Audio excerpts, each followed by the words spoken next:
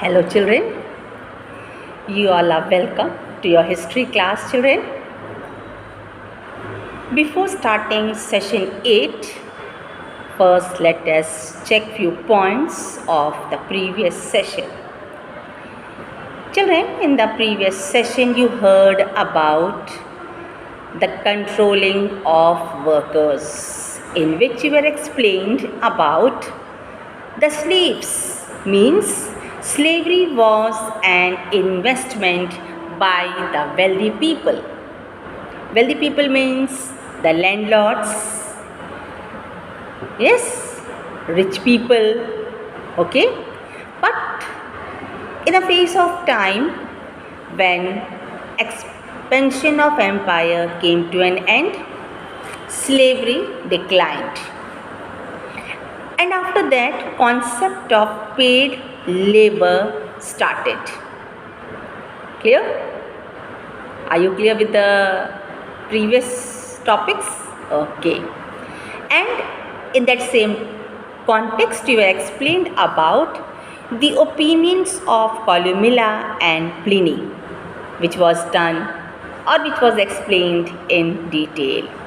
So our today's topic in session number 8 is social hierarchies. आज का हमारा विषय है सामाजिक श्रेणियाँ. If you see to the board, you will find I have written from upper to lower. Means from upper to lower, the division was done in Roman society. Which type of people had special status and who all had the common status? We will see in this session. Okay, अर्थात समाज में श्रेणियाँ थी, समाज श्रेणियों में विभक्त था. रोमन साम्राज्य श्रेणियों में विभक्त था, जिसमें एक समाज आप कह सकती हैं कुछ लोगों को स्पेशल स्टेटस था, विशेष अधिकार मिला था, जिन्हें हम पावरफुल सिटीजन्स या वह व्यक्ति, उन व्यक्तियों का समूह जिन्हें कुछ अधिकार मिले थे कि वे निर्णय ले सकें, विशेषाधिकार प्राप्त समूह. और दूसरा था कॉमन स्टेटस पीपल, मीन्स साधारण लोग जो विशेष अधिकारों से उन्हें कोई भी लेना देना नहीं था. Clear? Now will see classification of Roman society according to Tacitus, the historian Tacitus. अर्थात रोमन साम्राज्य की सामाजिक दशा कैसी थी, कौन सी श्रेणियाँ थीं, इसको आप इतिहासकार टेसिटस के आधार के अनुसार पढ़ेंगे. And you have also read in the previous sessions about his own opinion, means Tacitus's opinion who has described slavery. So what does he say? He describes the leading social group of the early empire. Means he explained about the leading citizens who played an important role in the society, which was divided in categories. अर्थात इतिहासकार टेसिटस के अनुसार Roman साम्राज्य का विभाजन, सामाजिक विभाजन अर्थात जो समाज की श्रेणियाँ थीं वो इस प्रकार थी कि हर व्यक्ति अपने अधिकार के आधार पर उसकी आइडेंटिफिकेशन की जाती थी. अर्थात समाज किन श्रेणियों में विभक्त था, इसके बारे में अब आप इस सेशन में पढ़ने जा रहे हैं. So will see according to Tacitus how was the division done in different categories. The first is senators. Senators means children upper class people just next to the emperor, means they were civilized people who played an important role in the administration, about which you have been explained in the previous sessions. If you remember that senators how they were acting as advisory body, अर्थात जो senate थी वो किस प्रकार राजा को राय मशवरा देती थी और उसमें कुलीन वर्ग के लोग, उच्च वर्ग के लोग ही शामिल होते थे. The next is point number 2, leading members of equestrian class. अर्थात ऐसा समूह, ऐसे लोग जो घुड़सवारी का काम करते थे वेल्दी होते थे, अर्थात संपन्न थे। And they were just next to the senators and they were known as knights. इन्हें नाइट्स कहा जाता था, जिसके बारे में एक पीछे सेशन में आपने सुना। सामंतवाद के अंतर्गत ये समाज की श्रेणियाँ थीं जिसमें नाइट्स को उच्च अधिकार प्राप्त थे। So these knights were the horseman means the riders who were wealthy and some senators were also knights। अर्थात जो ये नाइट्स थे ये कभी कभी सेनेटर्स के पद पर भी, सेनेटर्स की जो काउंसिल थी उसमें भी शामिल होते थे। It's very clear that both were equally powerful, the knights and the senators. But there was a little difference in which it is that the senators were not involved in commercial activities, but the knights were involved, such as you can say they were also merchants। अर्थात जो senators थे उनका लेना देना खास करके administration से होता था। राजा के साथ उनकी बैठकें होती थी, राजा को वो राय देते थे। हालांकि इस परिप्रेक्ष्य में आपने सुना that from the time Augustus shifted republic to empire, he was not forced to follow or to listen to the decision taken by the Senate, because he himself declared as a principal। So here it is that the knights were involved in commercial activities, but the senates they were involved in administrative activities. अर्थात वे प्रशासनिक कार्यों के परिप्रेक्ष्य में काम करते थे और जो नाइट्स थे वे व्यापारिक क्षेत्र में उनका दखल होता था। Because of the wealth only they were known as knights and who used to help the king in the field. क्योंकि ये संपन्न थे, ये घुड़सवार होते थे और इस प्रकार ये राजा को युद्ध के समय विशेष सहायता पहुंचाते थे। अर्थात राजा इनके सेना पर भी आप कह सकती हैं कहीं न कहीं आश्रित हो जाते थे। But why were the knights giving such help to the king? Because they were privileged by the Kings.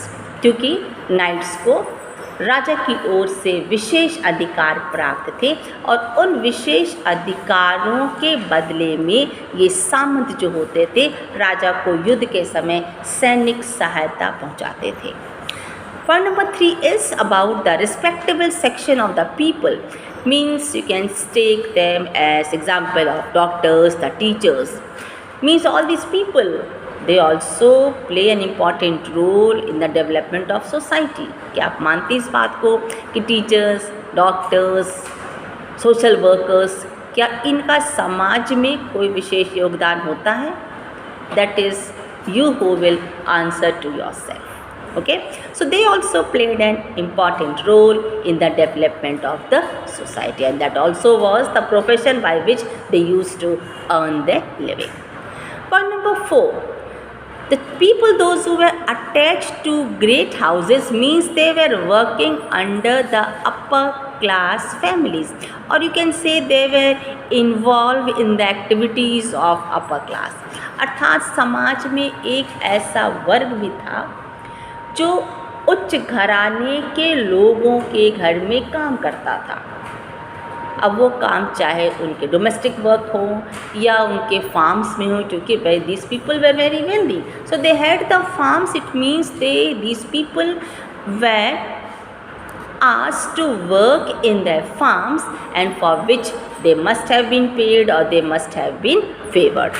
It's very clear, इससे स्पष्ट हो जाता है कि एक ऐसा वर्ग था जो उच्च घराने के साथ संबंध इस परिप्रेक्ष्य में रखता था क्योंकि वह उनकी सेवा करते थे।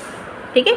The next is point number 5, the unkept lower class means those people who did not have any work and they were known as plebs sordida, means they were the common people, or you can say they were known as the lower class people।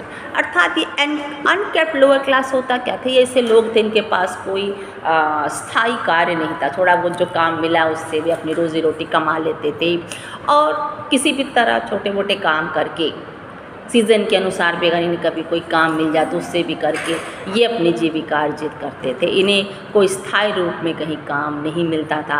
आप ये भी कह सकती हैं कि ये इतने दक्ष भी नहीं होते थे। आप इस तरह समझ सकती हैं एक प्रकार से इनमें दक्षता ना होने से भी इनके जीवन के जो रहन सहन का जो तरीका था वह भी काफ़ी प्रभावित था। Then comes point number 6, slaves, gulam, about which you have been explained in the previous session, that how they were exploited or how they were treated by the upper class.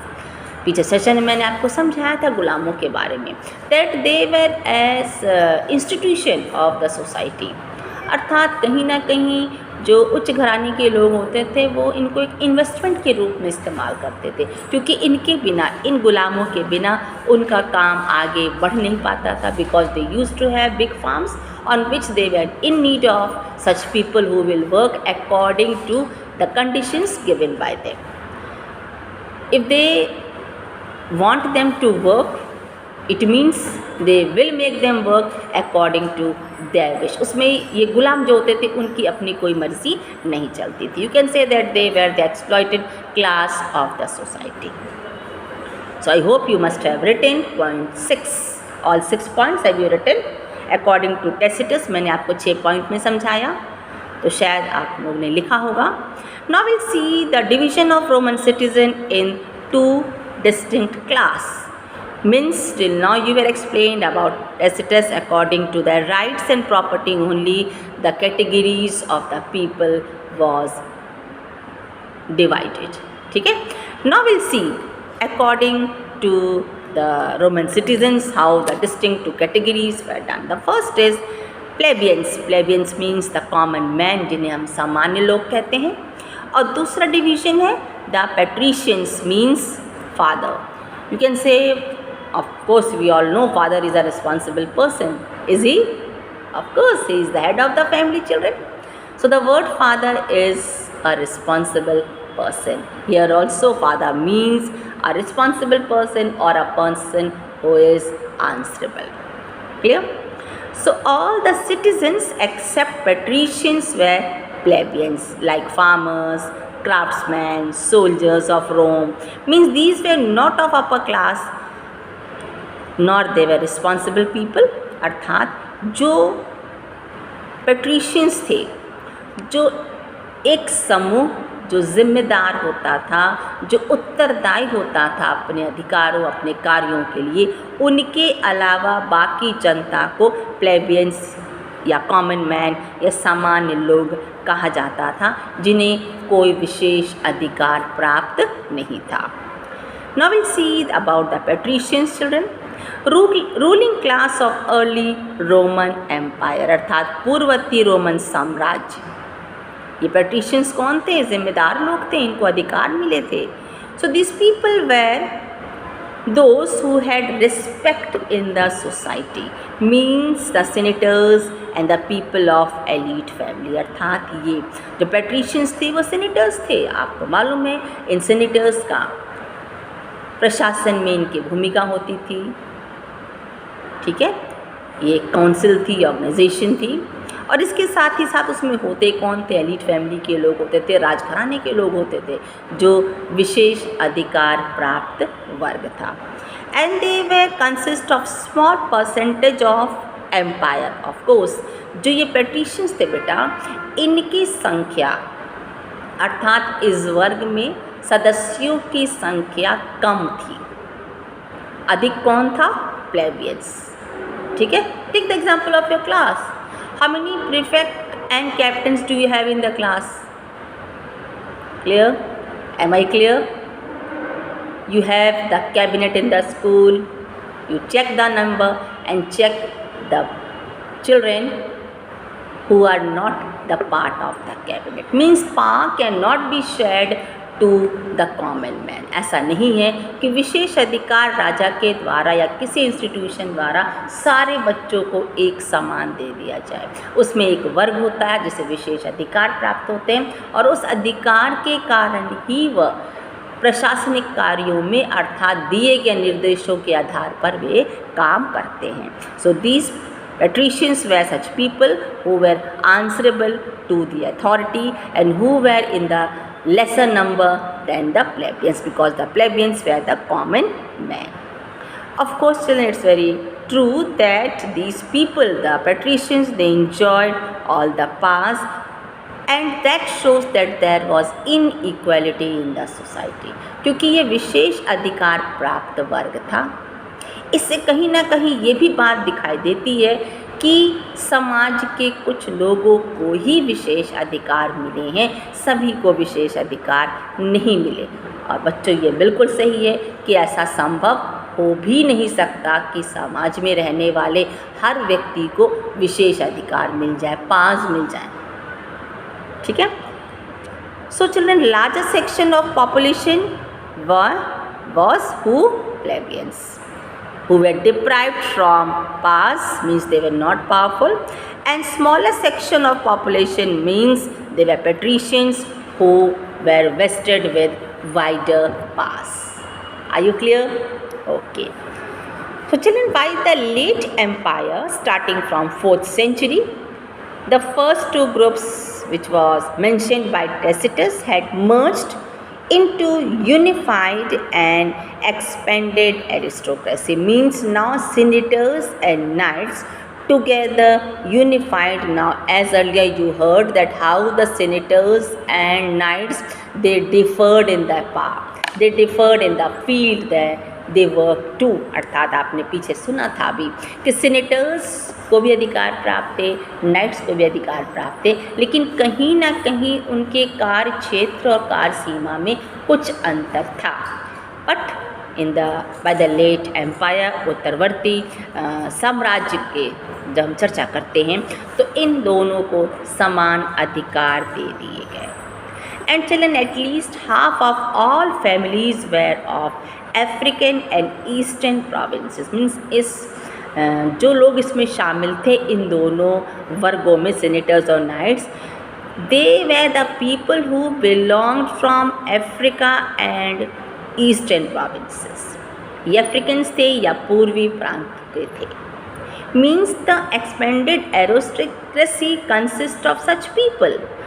जो विस्तार हुआ विशेष अधिकार प्राप्त लोगों का, उसमें अफ्रीकन्स और पूर्ववर्ती प्रांतों के जनता अर्थात लोग थे। They were too wealthy but they had less power. Means ये अमीर तो थे लेकिन इन्हें अधिकार कम दिया गया था। Means they were not able to play an important role in the administration and they cannot be the decision makers. लेकिन पीछे आपने सुना था, जब आपने अगस्टस के शासनकाल के पहले की जब चर्चा सुनी तो उसमें रिपब्लिक में क्या था, that the senate used to advise and the king was supposed to follow. Of course, there was a change when Augustus shifted from republic to empire. It shows that at that time, senates played an important role in the administration. But here we see that these people who were unified with expanded aristocracy, they did not have such power, they were not the decision makers. इनको विशेष अधिकार प्राप्त नहीं थे, राजा को सलाह मशवरा देने का भी इन्हें अधिकार प्राप्त नहीं था। But where was the power? Who had the power, children? The power was in the hand of military elites who belonged to normal families. अब ये अधिकार किसके हाथ में था? सेना के हाथ में। पीछे भी आपने पीछे पढ़ा था, अगर आपको सेशन याद है, जहाँ बताया था pillars of Roman empire, the first was emperor, second was senate and third was army. Here the same, that the power was in the hands of the military elites who used to come from common families, अर्थात सामान्य परिवारों से ये जो सेना आती थी इन्हें विशेष अधिकार प्राप्त था। इसके बारे में मैंने आपको पीछे बता दिया है कि सेना को विशेष अधिकार मिलता है, क्यों मिलता है, कैसे राजा उन पर आश्रित होते हैं, सेना किस प्रकार राजा के राज्य विस्तार में अपनी भूमिका निभाती है।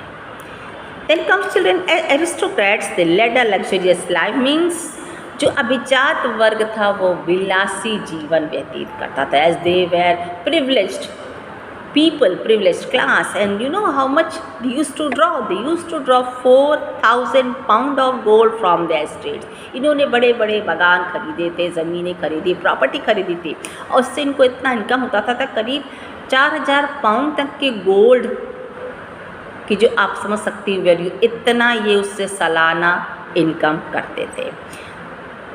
The next is the monetary system of late empire, means During the time of King Augustus, silver coin was in use, but in later empire, new monetary system was introduced by Constantine. And what was that? The gold monetary system. अर्थात पहले king Augustus के शासनकाल में चांदी के सिक्कों का प्रचलन था, लेकिन समय बीता और उसके बाद कॉन्स्टेंटाइन के समय सोने के सिक्के प्रचलन में आए। कारण जो भी रहा हो, लेकिन इतिहासकार इस बात पर निष्कर्ष निकालते हैं कि शायद चांदी की कमी हो गई होगी, इसलिए सोने के सिक्कों का प्रचलन रहा होगा। इस पर बहुत अधिक स्पष्टीकरण अभी नहीं दिया जा सका। You can even also take the example of your country. अपनी कंट्री में भी तो नोटबंदी हुई थी। Whatever the reason was, it was in the hand of the administration that the notes were changed. There were few notes which were not in vogue. ऐसे कुछ note थे जिनको अब बाद में सरकार के द्वारा वैल्यू नहीं दी गई। अगर किसी के पास रह भी गया तो वह उसकी वैल्यू ज़ीरो थी। अर्थात न्यू करेंसी, नए तरीके के नोट इंट्रोड्यूस हुए। अगर आप करेंसी यूज़ करती हैं ध्यान से तो आप देख सकती हैं 100 के नोट पहले कैसे थे, आज कैसे हैं। 20 के नोट, 50 के नोट पहले कैसे थे, आज कैसे हैं। Means new monetary system was introduced. Then comes about bureaucracy. When we speak about bureaucracy, children, both higher and middle status people, means they were wealthy, but they will be getting salary in huge amount in the form of gold. Means they will be able to increase the property, and that property they will be doing, they will be buying the farms, they will be buying the assets. अर्थात अगर हम bureaucracy की बात करें तो जिन लोगों को भी उस समय सैलरी मिलती थी, क्योंकि न्यू मॉनेटरी सिस्टम इंट्रोड्यूस हुआ था, तो कैसे मिलती थी? स्वर्ण धातु की। इससे क्या हुआ? उनकी प्रॉस्पेरिटी बढ़ी, समृद्ध हुए और उन्होंने अपने एस्टेट्स का एक्सपेंशन शुरू कर दिया, जिससे अर्थव्यवस्था में भी सुधार आया। And that also keep in your mind that resulted into increase of productivity. अर्थात जब बड़े बड़े एस्टेट्स खरीदे गए तो वहाँ उत्पादन बढ़ा। उत्पादन बढ़ा मीन्स उस उत्पादन को बढ़ने से डिमांड जो बढ़ी थी उसको पूरा करने में भी सहायता मिली। And overall by the end it gave prosperity to the country. But not only this, that not only prosperity was there were something which was to be checked, and it was checked by the government. The next point is that there was great deal of corruption, especially in judicial system. अर्थात कहा जाता है कि judicial system में, न्याय के क्षेत्र में भी कहीं ना कहीं अनाचार पाए गए। Means the people who had hunger of prosperity, they led to corruption in the society, especially in the judicial system where the officers were involved in bribes. अर्थात न्याय के क्षेत्र में भी लोगों ने अपनी धन की भूख को शांत करने के लिए अनर्गल तरीके से धन इकट्ठा करना शुरू कर दिया, जिससे आप और हम कह सकते हैं कि लोगों का विश्वास कहीं ना कहीं न्यायालय से भी कम होता गया। Then comes that did the government do anything to curb such thing? क्या सरकार यूं ही चुप रही या उसने इस अनाचार को रोकने के लिए, इस करप्शन को रोकने के लिए कोई कदम उठाए? बिल्कुल उठाए। Of course the government had taken certain steps to curb the corruption. It tried all its best to cut off such activities which give reason for taking of bribes. उन्होंने उन सारे एक्टिविटीज़ को चेक किया जहाँ से अनाचार या corruption फैलता था। अर्थात सरकार यूं ही चुप नहीं बैठी, उसने, सरकार ने अपनी ओर से इस अनाचार, इस अत्याचार, इस शोषण को पर रोक लगाने का हर संभव प्रयास किया। Means the Roman state, the emperor who was an authority, who was the central power, tried all its best to curb such activities. And children, at that time, you know, King Augustus, who was the central authority, what did he do? He shifted from republic to empire.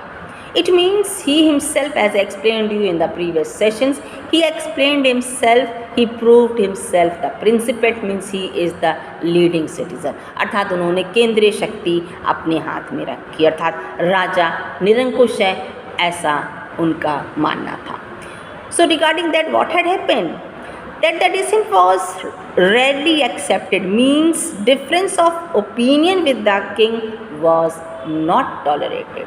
यदि कोई राजा के साथ, राजा के निर्णय के साथ एक मत नहीं होता, समर्थन नहीं करता, तो यह राजा इस बात को मानने के लिए बिल्कुल तैयार नहीं था.